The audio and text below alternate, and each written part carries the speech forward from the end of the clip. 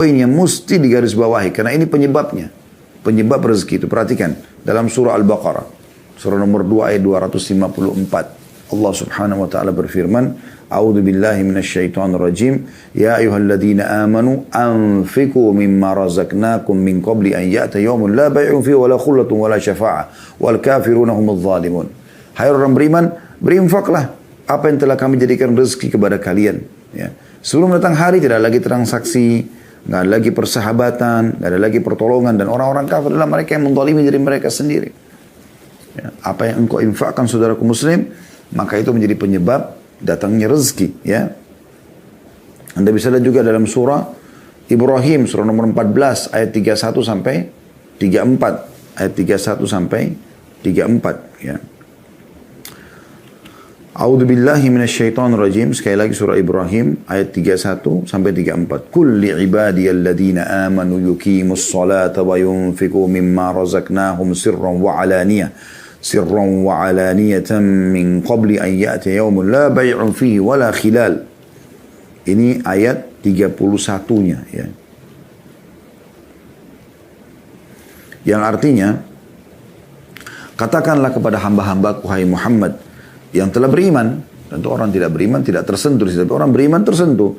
Hendaklah mereka mendirikan sholat, jaga sholatnya, menafkahkan sebagian rezeki atau harta ataupun rezeki yang kami berikan kepada mereka secara sembunyi-sembunyi ataupun terang-terangan sebelum datang hari kiamat. Pada hari itu tidak ada lagi jual beli dan tidak ada persahabatan. Ya. Lalu Allah menjelaskan, yang memerintahkan kalian untuk menginfakkan itu supaya Allah gantikan juga, ya, itu Allah. Siapa dia? Allah perkenalkan dirinya di ayat 32-nya. Langsung lanjut setelahnya. Allahul ladzi khalaqas samawati wal arda wa anzala minas samai ma'an fa akhraja bihi minats thamarati rizqan lakum wa sakhkhara lakumul fulka litajriya fil bahri bi amri wa sakhkhara lakumul anhar. Allah lah yang memerintahkan kalian berinfak dan menjanjikan akan menggantikan itu. Allah lah yang telah menciptakan langit dan bumi dan menurunkan air hujan dari langit. Kemudian dia mengeluarkan dengan air hujan itu berbagai buah-buahan, menjadikan rezeki yang dijadikan rezeki untuk kalian. Dan dia telah menundukkan bahtera bagi kalian supaya bahtera itu berlayar di lautan dengan kehendaknya. Dan dia telah menundukkan pula bagimu sungai-sungai. Bisa diambil airnya, bisa diambil ikannya, bisa diambil perhiasannya dan segala macam.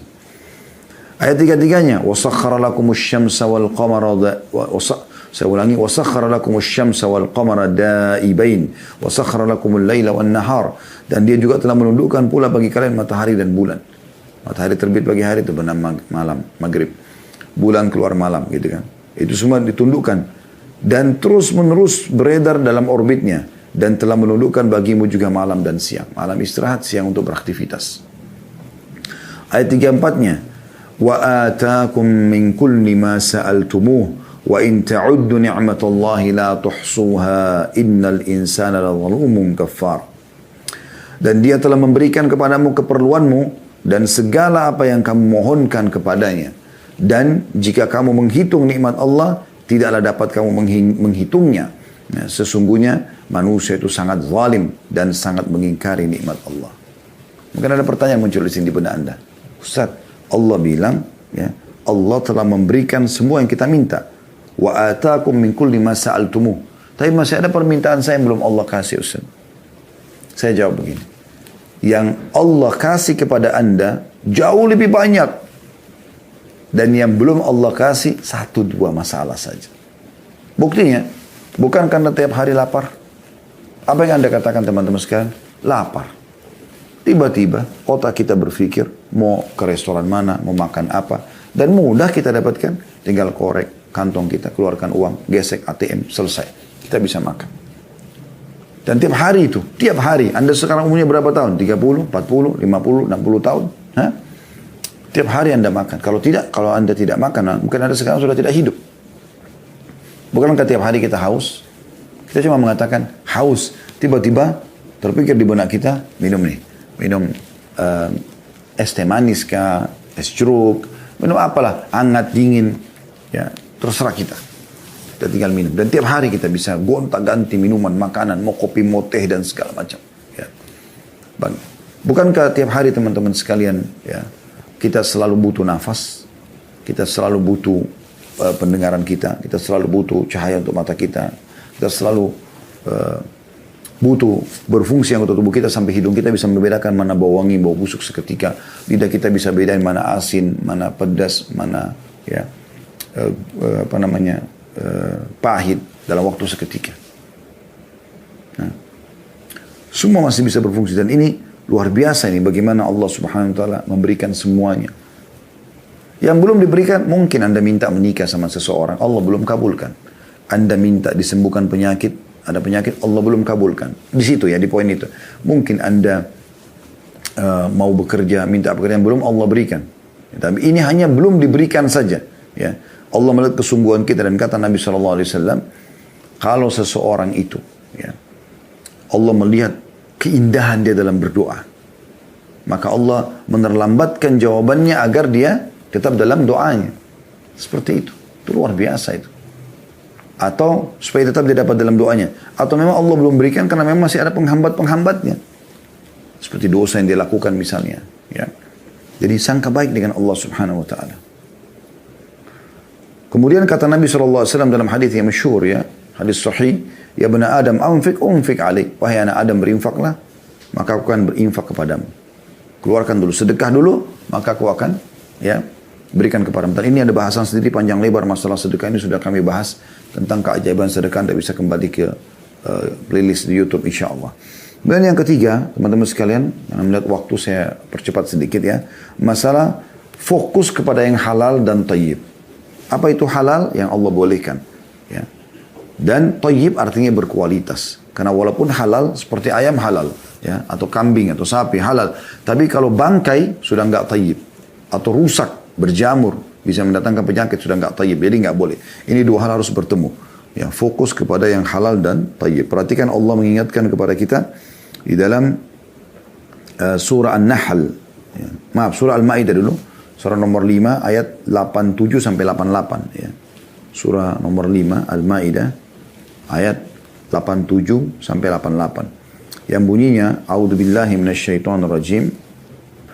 Ya ayyuhalladzina amanu la tuharrimu tayyibati ma ahallallahu lakum wa la ta'tadu innallaha la yuhibbul mu'tadin. Hai orang beriman, jangan kamu haramkan apa-apa yang baik yang telah Allah halalkan bagimu. Allah halalkan, nikmati, makan, silakan selama halal. Ya. Dan jangan kamu melampaui batas, jangan juga terlalu berlebihan. Mentang-mentang halal lalu kita berlebihan, gitu kan? Makan daging halal tapi dia makan 10 kilo. Nah, mungkin perutnya di mana dia mau taruh? Ya. Maksudnya dia mau letakkan makanan itu di perutnya di mana 10 kilo gitu kan. Seketika dia makan dalam waktu yang bersamaan. Itu nggak mungkin. Jangan berlebihan. Ya. Sesungguhnya Allah tidak menyukai orang berlebihan atau melampaui batas. Lalu Allah bilang apa? Ayat 88-nya kita disuruh nikmati, silakan. Wa kulu mimma razaqakumullahu halalan thayyiba. Wattaqullaha alladzi antum bihi mu'minun. Dan makanlah makanan yang halal lagi baik dari apa yang telah Allah rezekikan kepadamu. Boleh silakan makan buah-buahan, makan sayur, makan daging, makan ikan, segala macam silakan. Yang penting halal Allah bolehkan dan tayyib, berkualitas, ya. Jangan rusak, ya. Jangan yang berbahaya, jangan bangkai, gitu kan. Dan bertakwalah kepada Allah yang kamu beriman kepadanya, yang kamu beriman kepadanya, ya. Kemudian juga dalam surah An-Nahl, surah nomor 16, juga Allah Subhanahu wa taala mengingatkan kepada kita di ayat 114-nya ya. A'udzu billahi minasyaitonir rajim. An-Nahl 114 ya. Faqulu mimma razaqakumullahu halalan thayyiban washkuru ni'matallahi in kuntum iyyahu ta'budun. Maka makanlah yang halal lagi baik dari rezeki yang telah diberikan ke Allah kepadamu dan syukurilah nikmat Allah itu jika kamu hanya kepadanya saja menyembah. Ya. Jadi kita disuruh makan yang halal dan thayyib, boleh, silakan. Ya. Bahkan pernah saya kasih contoh, kalau seandainya Anda masuk ke dalam satu supermarket, Anda mau beli jenis buah, misalnya apel. Apel kualitas A harganya misalnya 200.000 per kilo. Apel kualitas B harganya 100.000. Anda punya kemampuan, Anda bisa beli aja yang A, nggak apa-apa. Dengan niat mensyukuri nikmat Allah SWT, asal tidak berlebih-lebihan tadi.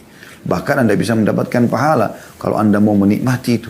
Karena Nabi SAW mengatakan dalam sebuah hadis yang dihasankan oleh para ulama, Inna Allaha yuhibbu an yara athara ni'ami ala abdi. Ya. Sesungguhnya Allah suka melihat bekas nikmat nikmatnya pada hambanya, gitu kan. Jadi Allah suka melihat kalau kita pakai baju yang bagus, makan yang enak, penampilan yang rapi. Allah suka lihat itu, tapi tidak berlebihan. Dan sumbernya adalah halal dan tayyib. Yang keempat teman-teman sekalian, memperbanyak istighfar dan taubat kepada Allah Subhanahu Wa Taala. Ini juga sudah kami pernah jelaskan materi khusus ya 1 jam lebih itu tentang masalah keajaiban istighfar. Ini luar biasa gitu. Ya, jadi usahakan jangan pernah luput istighfar ini dari lisan kita. Dan kita mengambil dalil surah Nuh, surah nomor 71 ya, dalam Al-Quran. Anda bisa lihat ayat 10 sampai ayat 12. A'udzu billahi minasyaitonir rajim. Ya. Bagaimana Nabi Nuh berkata kepada kaumnya, "Faqultu astaghfiru rabbakum innahu kana ghaffara." Dan aku berkata kepada kaumku agar mereka memohon ampun kepada Tuhan, sesungguhnya Dia Maha Pengampun. Apa manfaatnya? Apa manfaatnya kalau orang beristighfar kepada Allah? Apa bukannya dengan rezeki Ustaz? Perhatikan ayat 11-nya. Allah mengatakan, "Yursilis sama' alaikum midrara." Niscaya Dia akan mengirimkan hujan kepadamu yang lebat. Maksudnya hujan yang bermanfaat, bukan hujan yang mendatangkan masalah ya. Sampai seorang badui mengatakan, ya, siapapun yang ingin menjadi tetangga kami, maka hendaklah dia memperbanyak istighfar. Karena istighfar adalah hujan lebat yang menyuburkan tanah-tanah kami. Kemudian ayat 12-nya, Allah mengatakan manfaat istighfar, wa yumditkum bi amwalin wa banina wa yaj'al lakum jannatin wa yaj'al lakum anhara. Dan akan memperbanyak dengan istighfar itu harta juga keturunan ya, atau anak-anak, dan mengadakan untukmu kebun-kebun, juga mengadakan pula di dalamnya untukmu sungai-sungai. Ya. Lalu Allah ingatkan, kalau kita tambahkan ayatnya, saya tambahkan 13 ya. Dan beberapa ayat setelahnya ini perhatikan baik-baik. Allah mengatakan, "Malakum la tarjuna lillahi waqara." Mengapa kamu tidak percayakan kebesaran Allah? Apa yang menghalangimu untuk minta hanya kepada Allah? Wa qad khalaqakum atwara, sementara Dia telah menciptakanmu dengan beberapa fase, tingkatan.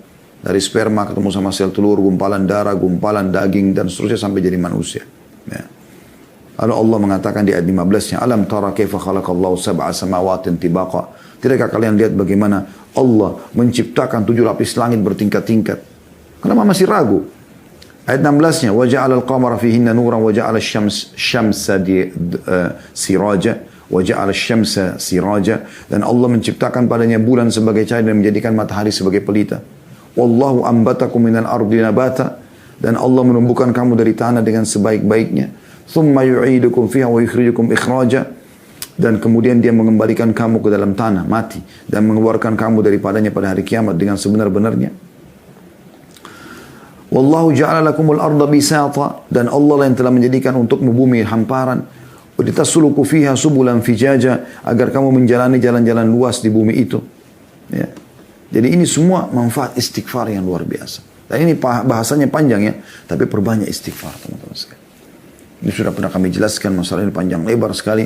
Bagaimana Hasan Basri rahimahullah didatangi oleh 3 orang. Yang satu sudah lama nggak punya anak. Ya. Kemudian sudah ikhtiar tapi belum punya anak. Yang satu punya penyakit belum sembuh-sembuh. Yang satu sudah lama bekerja tidak pernah kaya-kaya. 3-tiganya datang lalu minta petunjuk. Hasan Basri hanya mengatakan perbanyak istighfar. Perbanyak ya. Bukan cuma istighfar. Perbanyak. Ya, perbanyak istighfar itu. Maka Hasan Basri, orang-orang itu pulang lalu Hasan Basri ditanya rahimahullah, "Kenapa anda cuma mengatakan perbanyak istighfar? Mungkin yang satu tadi butuh tabib atau obat, yang satu mungkin butuh modal, ya. Karena yang satu, 2 orang kan punya penyakit, satu tidak punya keturunan, yang satu sudah lama kena penyakit di perut tapi tidak sembuh gitu. Ini butuh tabib, butuh obat. Yang satu mungkin yang tadi mau menjadi orang kaya butuh modal atau butuh dipandu kepada satu program ya kerja gitu kan." Maka dia mengatakan, bukankah Allah berfirman, lalu dia membacakan surah Nuh ayat 10 sampai 12 tadi. Ya, dan Nuh berkata kepada kaum, "Istighfarlah kalian kepada Tuhan kalian, maka Dia akan menurunkan hujan yang lebat dari langit dan memperbanyak untuk kalian harta dan juga keturunan." Gitu kan. Sebagaimana sudah dijelaskan tadi.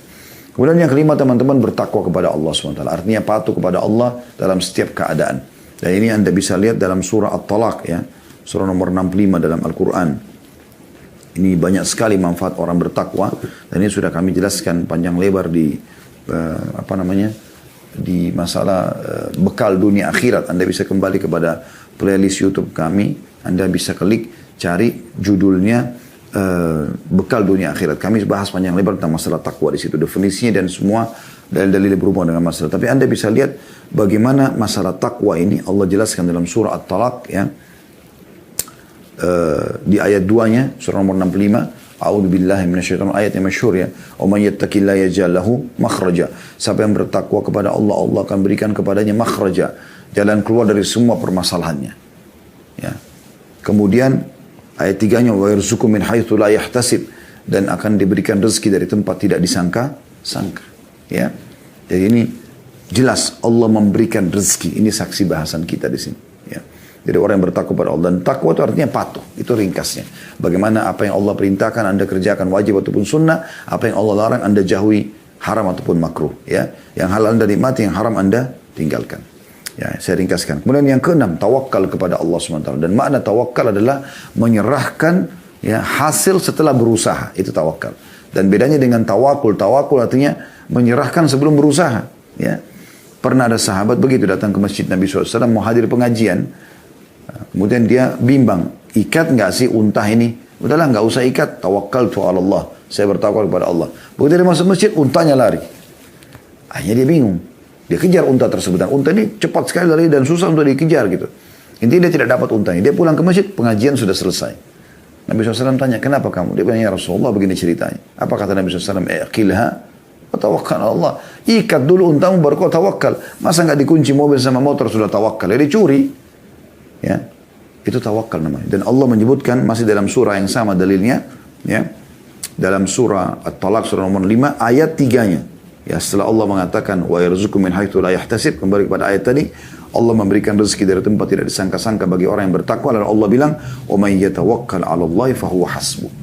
Siapa yang bertawakal kepada Allah, maka Allah jadi pencukup baginya. Dan dalam hadis riwayat Ahmad yang sahih, yang masyhur, kalau kalian bertawakal sebenar-benar tawakul, ya, sebenarnya tawakal kepada Allah, maka Allah akan memberikan kepada kalian rezeki sebagaimana Allah berikan rezeki burung yang keluar di pagi hari, kemudian dia pulang sore hari dalam kondisi perutnya penuh. Dan Imam Muhammad mengatakan, sungguh bodoh kalau ada orang mengatakan, duduk aja nanti rezekinya akan datang, ya, maksudnya akan bertambah dari jenis rezeki yang kedua yang sudah kita jelaskan ya. Sementara ya Allah mengatakan seperti burung yang keluar di pagi hari dan pulang sore hari dalam kondisi perutnya sudah kenyang. Kemudian teman-teman sekalian, kiat yang ke-7 ya, yaitu silaturahim ya. Jadi jangan lupa hak-hak kerabat teman-teman sekalian, hak-hak kerabat ya. Dan cukup banyak dalil berhubungan dengan masalah ini ya. Di antaranya kita langsung saja ke poinnya, yaitu hadis Nabi SAW. Hadis ini riwayat Bukhari dan Muslim ya. Man sarrahu an yubsata lahu fi rizqihi wa yunsa'u lahu fi athari falyasir rahimah. Barang siapa yang ingin dilapangkan rezekinya dan dipanjangkan umurnya, hendaklah dia menyambung silaturahim. Dilapangkan rezekinya. Ya, rahim ini orang-orang yang punya hubungan kekerabatan dengan kita. Makanya pun ada sahabat dalam hadis Bukhari juga membawa sebuah kantong dirham. Dia mengatakan, ya Rasulullah, ini ada kantong dirham, saya ingin sedekah. Ada 2 orang target saya. Yang satu punya hubungan kerabat, yang satu tidak punya hubungan kerabat. Yang mana saya dahulukan? Kata Nabi SAW, kalau kau berikan kepada orang yang punya hubungan kerabat, denganmu kau akan mendapatkan 2 pahala sekaligus. 2 pahala sekaligus. Yaitu pahala sedekah dan pahala silaturahimnya. Ya. Kemudian juga di dalam hadis yang lainnya, hadis ini diriwayatkan oleh Bukhari dalam Adab Mufrad. Man ittaqa rabbahu wa wasala rahimahu nusi'a fi ajalihi wa thara ma lahu wa ahabbahu ahluhu. Artinya, siapa yang bertakwa kepada Allah, ini kayak menggabungkan poin tadi ya, poin nomor 5, takwa kepada Allah. Dan menyambung silaturahim, disambung dengan poin nomor 7 tadi ya, silaturahim kepada kerabatnya. Niscaya umurnya akan diperpanjang dan hartanya akan diperbanyak, serta keluarganya akan mencintainya. Jadi ini jelas sekali bagaimana Allah Subhanahu wa taala melapangkan rezeki dengan silaturahim. Jangan teman-teman, begitu Allah berikan Anda rezeki, justru Anda melupakan kerabat. Ada kerabat-kerabat yang miskin. Apalagi di sini puncak daripada silaturahim adalah masalah orang tua, kedua orang tua. Ini penting. Ini panjang teman-teman, tapi saya ringkaskan. Kemudian yang ke-8, haji dan umroh. Haji dan umroh. Ya. Ini amal, usahakan sering dikerjakan. Walaupun sekarang masih tertutup, baru akan dibuka insya Allah. Dan semoga Allah kembalikan pulih seperti biasa. Karena Masya Allah jemaah umrah dan jemaah haji kita ini cukup banyak. Dan semangat, itu sangat bagus. Renungi hadis-hadis Nabi SAW ini. Ya.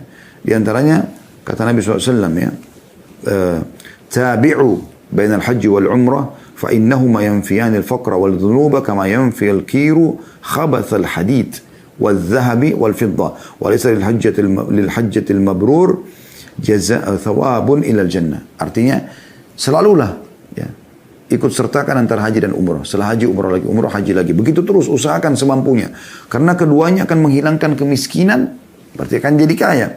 Dan dosa-dosa, bersih dosa-dosanya. Sebagaimana pembakaran menghilangkan karat pada besi, emas dan perak. Sementara tidak ada balasan haji yang mabrur kecuali surga. Ya. Di dalam hadis yang lain, hadis riwayat Ibnu Majah, dan Syekh Albani menghasankan hadis ini, kata Nabi SAW, al-ghazi fi sabilillah wal haji wal mu'tamir wafdullahi da'ahum fa'ajabu wa sa'alu fa'atahum. Sesungguhnya kata Nabi SAW, orang yang berperang di jalan Allah juga orang yang haji serta umrah adalah tamu-tamu Allah ya. Allah memanggil mereka, maka mereka pun memenuhi panggilannya. Oleh karena itu jika mereka meminta, pasti Allah akan berikan kepada mereka. Allah berikan kepada mereka. Jadi mereka minta apapun diberikan.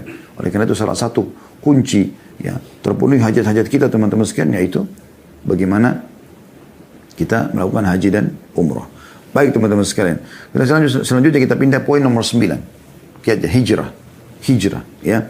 Hijrah puncaknya adalah hijrah dari negara kafir yang kita tidak bisa ibadah ke negara Islam. Juga masuk dalam makna hijrah, sebagian ulama mengatakan, dan ini sudah kita jelaskan di bedah buku kita, hijrah dari kemaksiatan kepada ketaatan. Walaupun alhamdulillah sudah selesai kemarin bukunya kita bedah ya. Tapi yang jelas buku itu berisikan banyak bab-bab tentang masalah hijrah.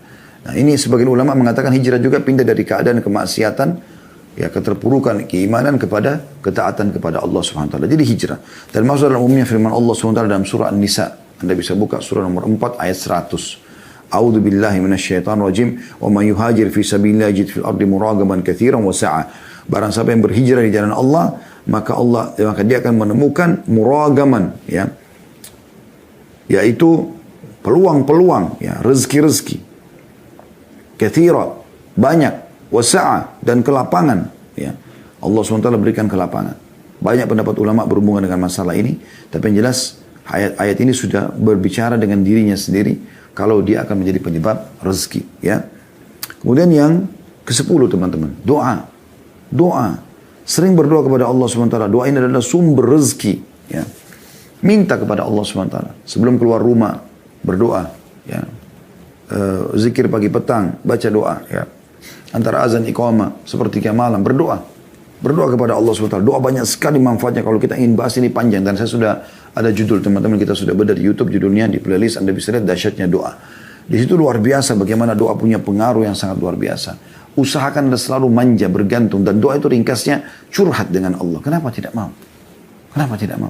Hadis yang dihasankan oleh Tirmidzi, kata Nabi SAW, man lam yadu Allah yaghdab alaih. Sampai tidak minta pada Allah, Allah malah murka padanya. Karena dia seakan-akan sombong. Harusnya dia minta kepada Allah SWT. Dan di antara doa yang masyhur yang kita selalu dianjurkan baca di pagi hari ya. Allah marzuqni ilman nafi'a. Ya Allah berikanlah aku rezeki, berikanlah aku ilmu yang bermanfaat. Wa rizqan wasi', dan rezeki yang luas. Wa amalan mutaqabbal, dan amal yang diterima. Jadi kita berdoa kepada Allah SWT.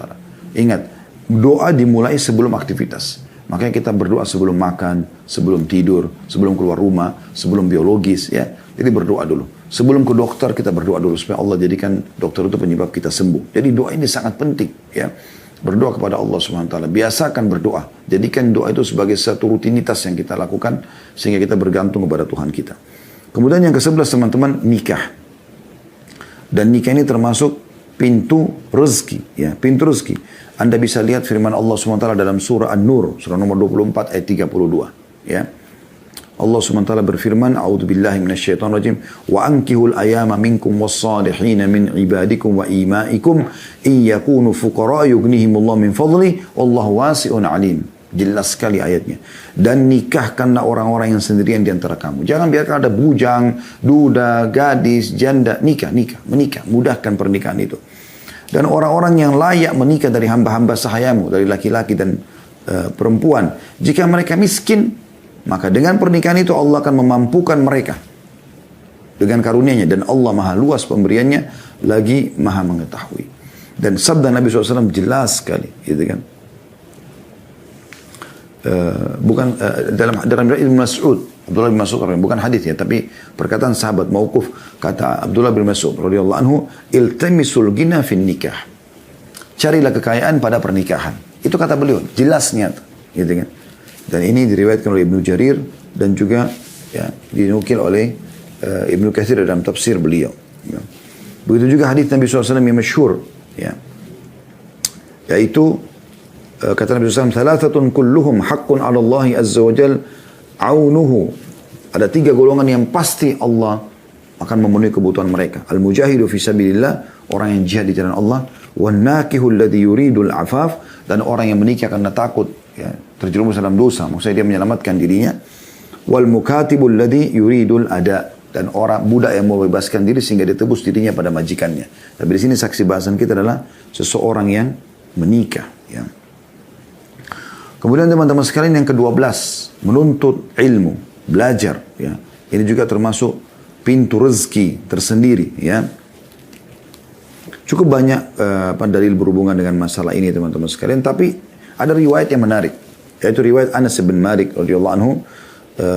Beliau mengatakan, kana akhawani ala ahdi Nabi sallallahu alaihi wasallam. Ada 2 orang dulu bersaudara di zaman Nabi sallallahu alaihi wasallam. Fa kana ahaduhuma ya'ti Nabi sallallahu alaihi wasallam wal akharu yahtarifu fashkan. Ada 2 orang yang datang kepada Nabi sallallahu alaihi wasallam, yang satu ya, menuntut ilmu dan yang lainnya giat bekerja dan dia membiayai saudaranya gitu.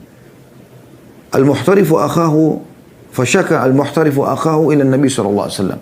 Maka orang yang bekerja keras ini sehingga membiayai saudaranya yang menuntut ilmu ini datang dan mengeluh kepada Nabi sallallahu alaihi wasallam. Faqala, lalu berkata, la'alla, lalu dia mengeluh, lalu kata Nabi sallallahu alaihi wasallam, faqala lahu Nabi sallallahu alaihi wasallam, la'allaka turzaku bihi. Ketahuilah sesungguhnya kau diberikan rezeki justru karena saudara menuntut ilmu itu, ya. Jadi dari hadis ini ulama mengatakan orang yang membiayai orang lain saya tuntut ilmu bisa dapat rezeki, apalagi orang yang menuntut ilmu itu sendiri, ya. Dan dengan kita menuntut ilmu teman-teman, kita jadi tahu ya, tentang mana halal, mana haram, ya. Bagaimana Umar bin Khattab radhiyallahu anhu dalam statement yang masyhur mengatakan, sesungguhnya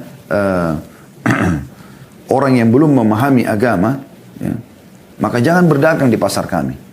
Dalam riwayat lain, siapa yang berdagang sebelum memahami agama, maka dia akan terjerumus dalam riba dan akan terus terjerumus dan akan terus terjerumus. Jadi memang ilmu ini akan membuat kita jadi tahu mana halal mana haram, gitu kan? Sehingga kita hanya fokus kepada halal, dan halal ini akan mendatangkan banyak rezeki dari Allah Subhanahu wa taala. Yang ke-13 teman-teman, persahabatan yang baik, ya. Persahabatan yang baik. Dan ini sudah masyhur sekali, ya. Hadis Nabi SAW, mathalul jalisis salihu wal jalisus su. Perumpamaan komunitas yang baik, sehat, yang soleh, yang halal, ya, sibuk dengan yang halal, dan komunitas yang buruk, kemaksiatan, kamathali sahibil misk wa kirul haddad. Artinya perumpamannya seperti majelis yang komunitas yang baik ini, yang sehat, yang berprestasi, ya, yang sibuk dengan yang halal, ini seperti penjual minyak wangi. Dan komunitas yang pengangguran, yang malas, ya, ini seperti peniup api, ya, atau pembakar, ya, pandai besi yang suka membakar, memanaskan besi, ya. Kata Nabi SAW, kalau orang yang memberikan, saya langsung terjemahkan saja, kalau orang yang memberikan, orang yang minyak wangi ini, maka bisa saja kau membeli darinya, atau kau akan mendapatkan bau yang wangi darinya. Jadi salah satunya, kau akan membeli darinya, atau kau akan minimal mendapatkan bau wangi. Dan perumpamaan pandai besi bisa membakar baju badanmu atau bajumu, atau paling tidak kau akan mendapatkan bau yang busuk dari dia.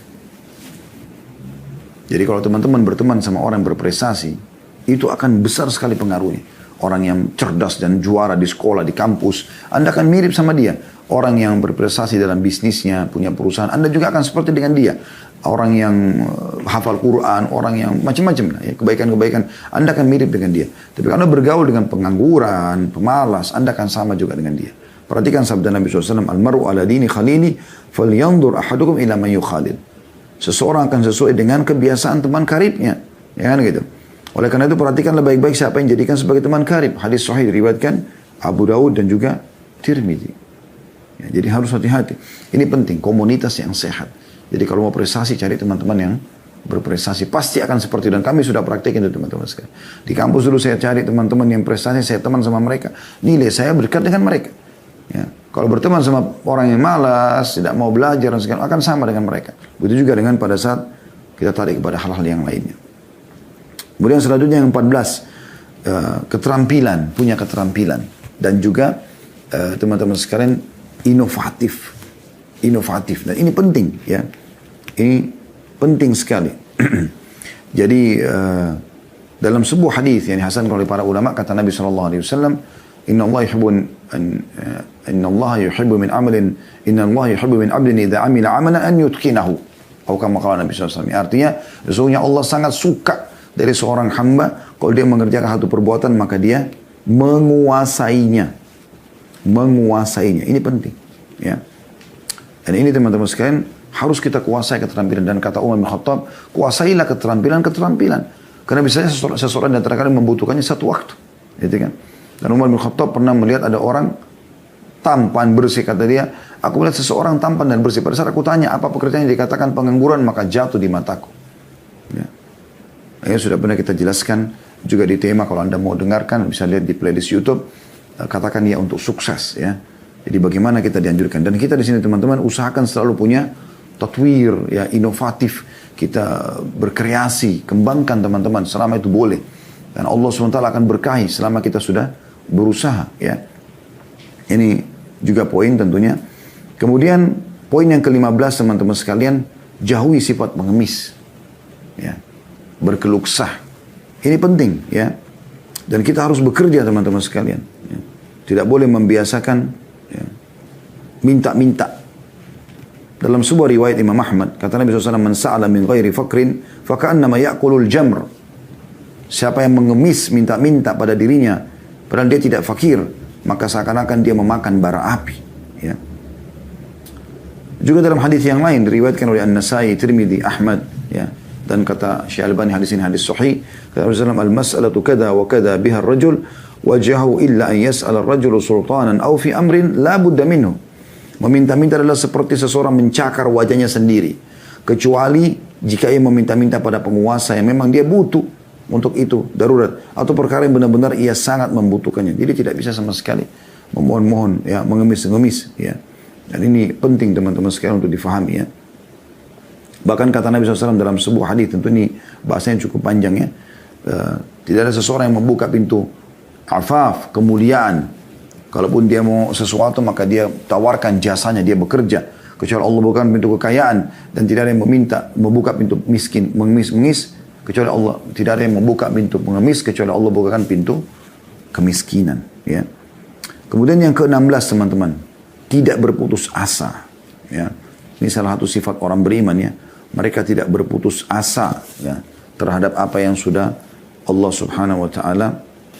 Tidak boleh putus asa, karena Allah SWT melarang kita berputus asa. Dan cukup banyak ayat-ayat Al-Quran yang menjelaskan masalah itu. Seperti misalnya dalam surah Al-Hijr. Anda bisa lihat surah Al-Hijr ya. Itu di ayat 55 sampai 56. Ya. A'udzu billahi minasyaitonir rajim. Qalu basyirnaka bil haqqi fala takun minal qanitin. Qala ma yaqnutu min rahmati rabbi illa dhallun. Mereka mengatakan, kami menyampaikan kabar gembira kepadamu dengan benar, maka janganlah engkau termasuk orang yang berputus asa. Ibrahim lalu berkata, tidak ada yang berputus asa dari rahmat Tuhannya kecuali orang-orang yang sesat. Kata Ibnu Abbas radhiyallahu anhuma, Rasulullah SAW bersabda, syirik kepada Allah, pesimis terhadap karunia Allah, dan putus asa dari rahmat Allah, bagian daripada dosa besar. Waktu ditanya Nabi SAW tentang dosa besar apa, maka kata Nabi SAW, syirik kepada Allah, menyekutukan Allah. Berputus asa dari pesimis terhadap ya, karunia Allah dan berputus asa dari rahmat Allah adalah bagian daripada ya, dosa besar. Jadi kita tidak boleh. Dan Anda bayangkan bagaimana Allah menyebutkan dalam surah Az-Zumar. Ini ayat yang luar biasa. Surah nomor 39 ayat 53 ya. A'udzu billahi minasyaitonir rajim. Qul ya ibadiyalladzina asrafu ala anfusihim la taqnatu min rahmatillahi innallaha yaghfiru dzunuba jami'a innahu huwal ghafurur rahim. Katakan hai Muhammad kepada hamba-hambaku yang telah melampaui batas. Sudah terlalu banyak dosanya, banyak pelanggarannya. Jangan putus asa dari rahmat Allah. Allah bisa membersihkan semua kesalahan itu. Dan sungguhnya Allah itu zat yang maha pengampun lagi maha penyayang. Ya. Jadi memang Allah subhanahu wa ta'ala memberikan peluang agar kita tidak putus asa. Jadi jangan gagal di satu upaya lalu kita putus asa, tidak. Kita orang Islam adalah umat yang bergerak, umat yang tidak putus asa. Kalau kita gagal di satu usaha, kita akan berusaha yang lain. Kita gagal melamar di wanita ini, kita akan pindah ke wanita yang lain. Kita ikhtiar terus sampai Allah SWT berikan kepada kita yang terbaik.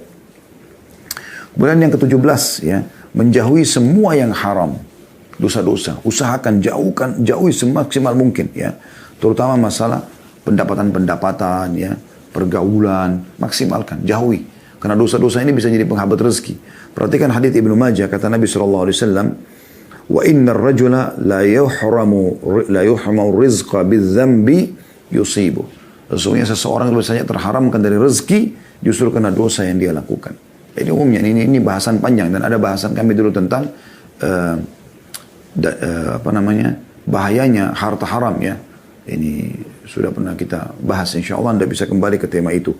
Tapi yang jelas tidak boleh ada yang haram, Anda hindari. Jangan usahakan, jangan justru seperti sebagian orang begitu jadi kaya raya justru berzina sana sini, justru mabuk-mabukan, justru narkotika. Ini ngawur ini. Harusnya harta itu digunakan untuk bersyukur kepada Allah Subhanahu wa taala dan menjauhi yang haram. Kemudian yang ke-18, menjauhi sifat malas, ya. Menjauhi sifat malas.